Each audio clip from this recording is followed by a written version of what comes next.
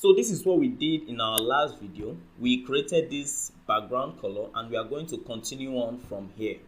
So let's just dive quickly and start creating this. So first of all, inside of your default styles which we have here, now I want to paste this and I'm going to give you a minute or two to copy this. I'll paste this now, and as you can see, these are all columns. Okay, they are columns class. Okay, as you can see, we have column 1, we have column 2, so you can pause your video and copy this. We have column 1, column 2, column 3, column 4, column 5, column 6, and you can see their widths. Okay, so you can pause your video and actually you can copy this. Okay, column 9, column 10, column 11, column 12. You can see all of them from 1 to 12. Okay, so we are going to be referencing this, so you don't need to worry. Okay, so you can copy all of them. Like I say, you can pause your video and copy them if you want. So let's just start styling this web page quickly now. So like I said, after this row, we are going to be creating a column. Okay, now to start creating this column, now you hit your space, and then it's going to also be a div. So say div class. This class, we're going to call it column 6. Call 6. Now we are referencing column 6. As you can see, if we check column 6 here, column 6, you can see column 6 have a width of 50%. Okay, so it's going to take 50% of the screen. Okay, so let's go back to our index.html. So now inside this column 6, we are going to create another div. Don't worry, I'll explain this. We're going to create another div, and then inside of this div, we are going to have a header. We're going to have 2 headers, so it's going to be heading 1. And now this heading 1, we are going to call it, we are going to name it, we'll say, I'm going to say our special dish. Our special dish. And then we're going to have another header. I'm going to create another header here, and this one we are going to call it made for you. Remember, we are creating a restaurant site. Okay, so say made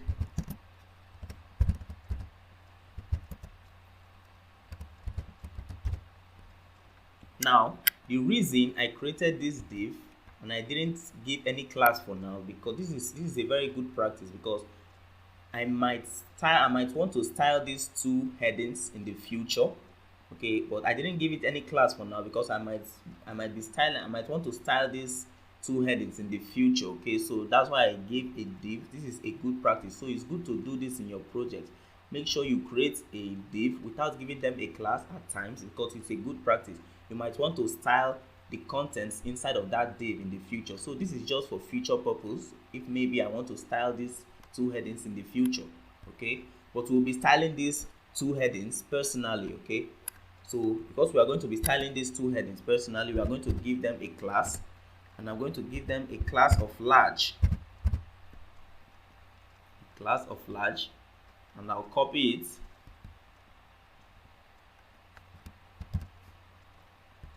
I'll paste it here.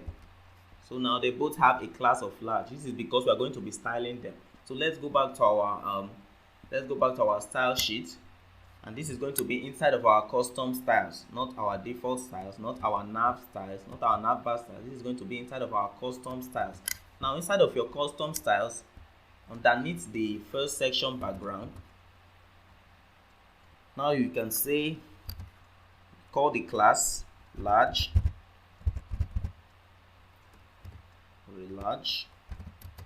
And now we want to give this a color. I'm going to give this a color of purple, and I'm also going to give this a font size. I'm going to give this a font size of 56 pixels.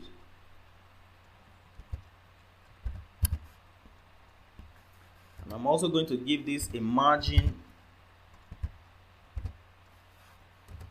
of 0.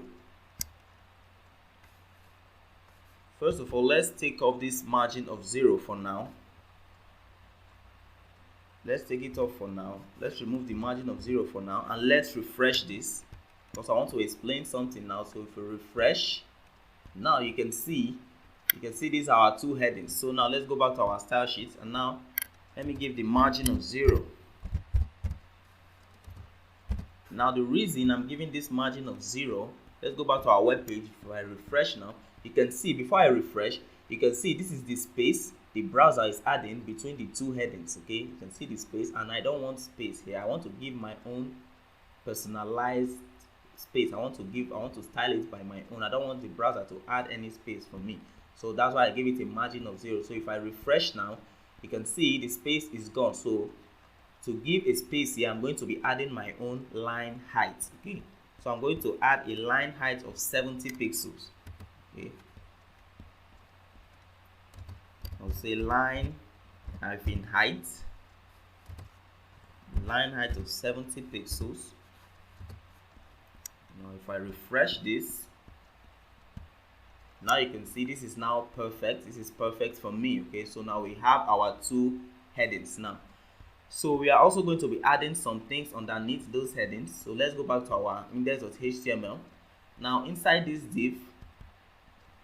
particular div that I didn't give any class, not inside, I mean underneath the div, I want you to go underneath it, and then you can create a form tag.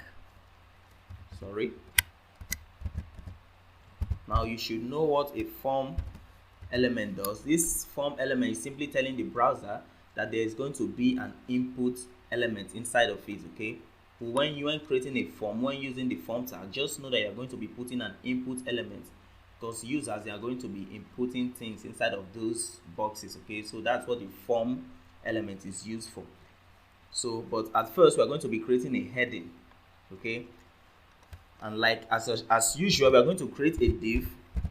I've said this before, this is just for good practice purpose, because we might be styling the item that is going to be inside of this div. So we are not going to be giving this div any class. I've explained this before. It's just for good practice purpose, because we might be styling them in the future. Okay, so now we are going to use a h2 element. We're going to be having another header, and we are going to say username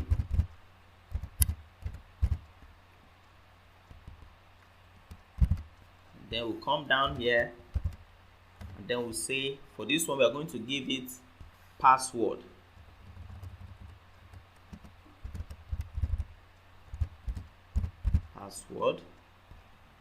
Now let's go back to our web page now and refresh this. Now you can see we now have our username and password underneath our two headings. Okay, so yeah, that will be it for this lecture. In the next lecture, we're going to be adding our input elements. Okay, where the user can be able to fill in stuffs inside. You're going to be able to input their username and password. Okay, so that's what that's what the form element is used for, and also the input element. So I'll see you guys in the next video.